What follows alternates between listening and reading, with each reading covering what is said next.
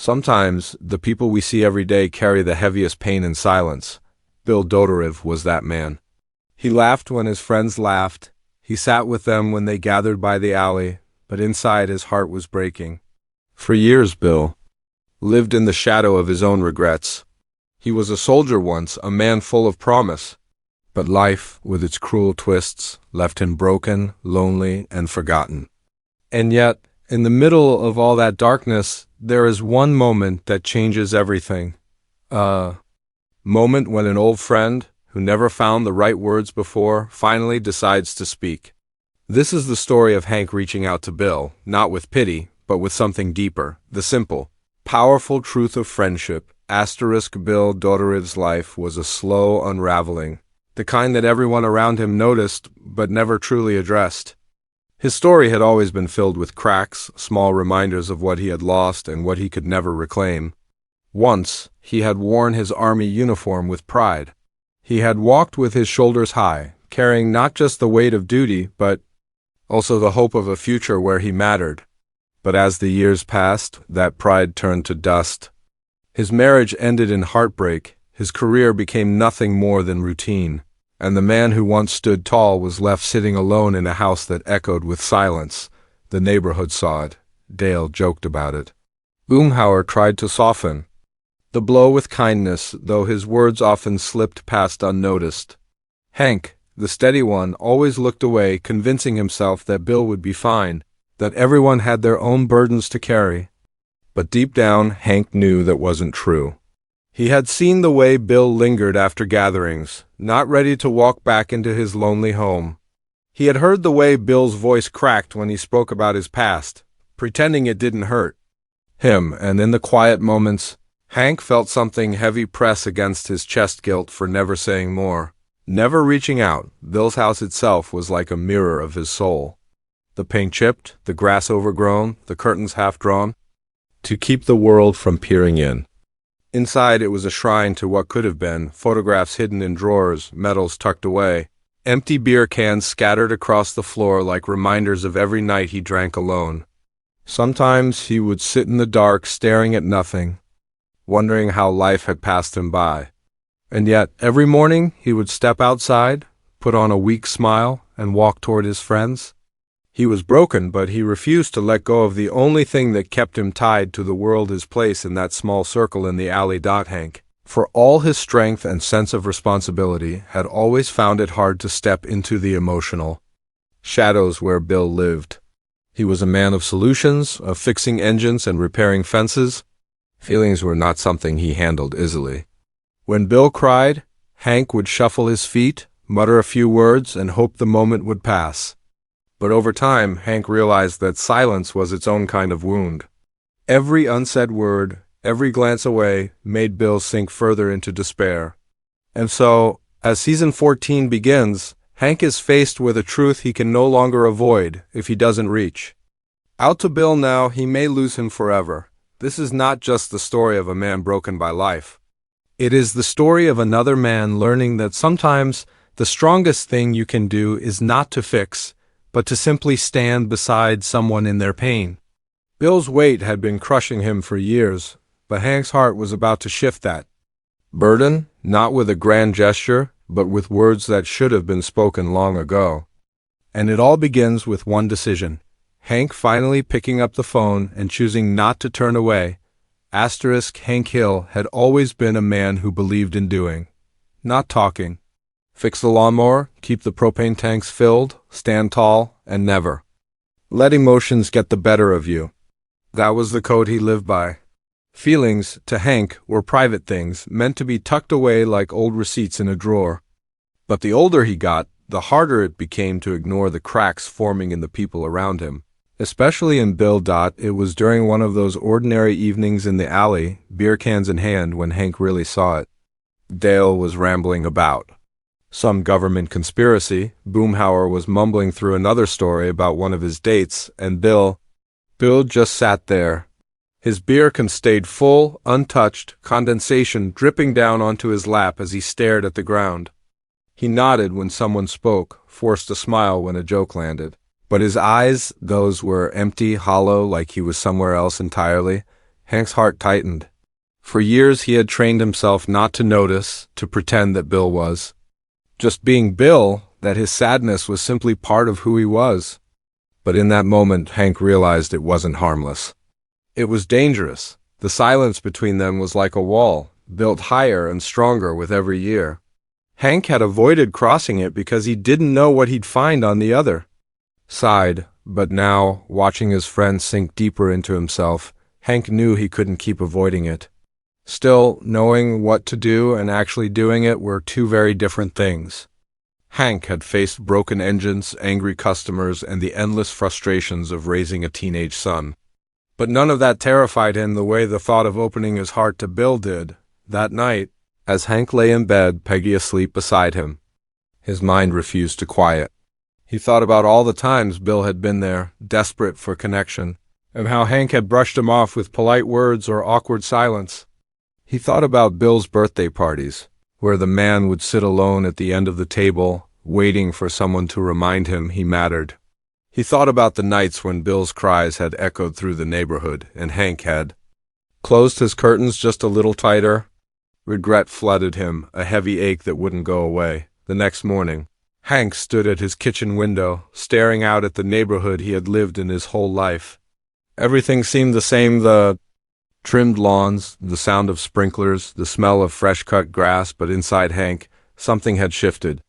He realized he had been hiding behind routine, using work and duty as excuses to avoid the messy parts of being human. And Bill, poor Bill, had paid the price for that avoidance. Hank's decision didn't come with fanfare or dramatic speeches. It was quiet, almost timid, like the first step onto thin ice. He picked up his phone, staring at Bill's number as though it were a test he wasn't prepared to take. His thumb hovered over the call button, his breath caught in his throat. What would he even say? How could he find words that decades of silence had swallowed up? He put the phone down, his hand trembling, and whispered to himself, "Dang it, Hank, just do it." But he didn't, not yet. Instead, Hank drove to Strickland Propane, but his mind wasn't on the tanks or the customers. All day he wrestled with himself. The part of him that wanted to protect his pride told him to leave things alone.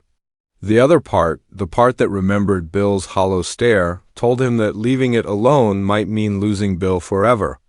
That night, sitting in his truck outside Bill's shabby little house, Hank finally admitted to himself what he had been denying all along. He was scared.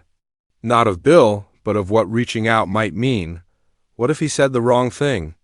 What if he opened a wound that couldn't heal?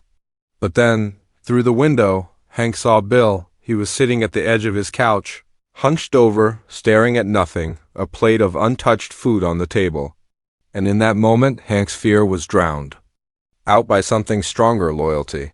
He realized that friendship wasn't about having the right words or knowing the perfect thing to do.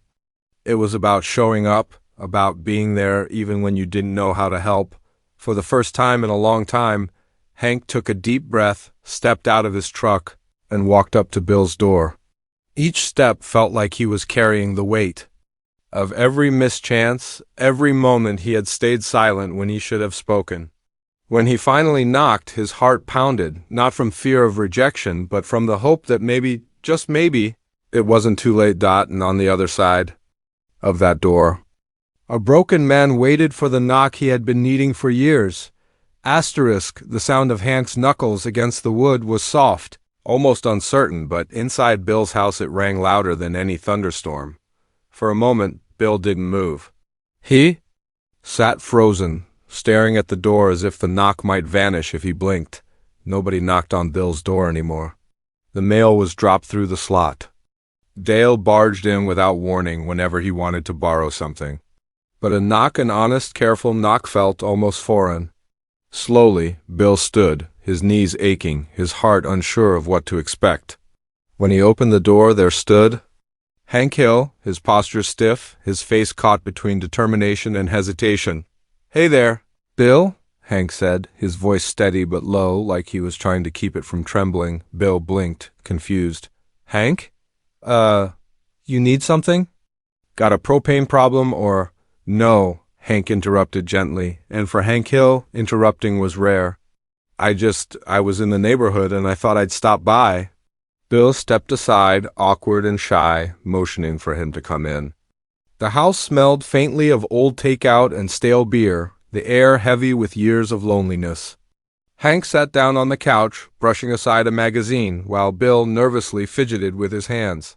The silence stretched between them, long and uncomfortable, like a rope pulled too tight. Bill tried to fill it with small talk, but Hank raised his hand, cutting him off. "Bill," Hank began, his eyes fixed on the floor, "I've been thinking maybe I ain't been much of a friend to you." The words hit Bill like a sudden gust of wind.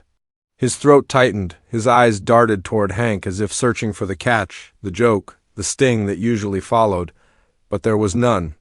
Hank's voice wasn't mocking, it wasn't pitying, it was raw, plain, and honest. Bill's lips quivered.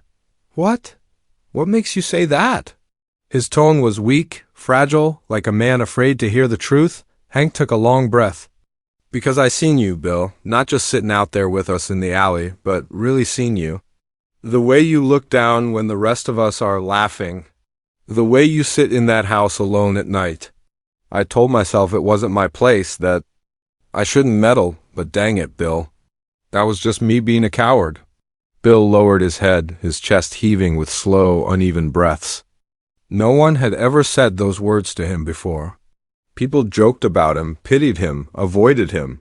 But no one had ever admitted to noticing his pain not like this. Tears began to pool in his eyes, his vision blurring as he tried to hold them. "Back, you don't have to say that, Hank," Bill whispered, his voice breaking. "I know what I am. I know I ain't worth the trouble." Hank's jaw clenched, his hands tightening into fists on his knees. "Don't you dare say that, Bill. You hear me? You're worth more than you'll ever know. You've been sitting there thinking nobody cares, but I do. Maybe I don't say it enough, maybe I don't show it the right way, but you're my friend. Always have been." The silence that followed wasn't heavy anymore. It was fragile, like glass, ready to shatter under the weight of the moment. Bill finally broke, the tears spilling down his cheeks as he buried his face in his hands. His sobs filled the small living room, raw and unfiltered, years of loneliness pouring out at once.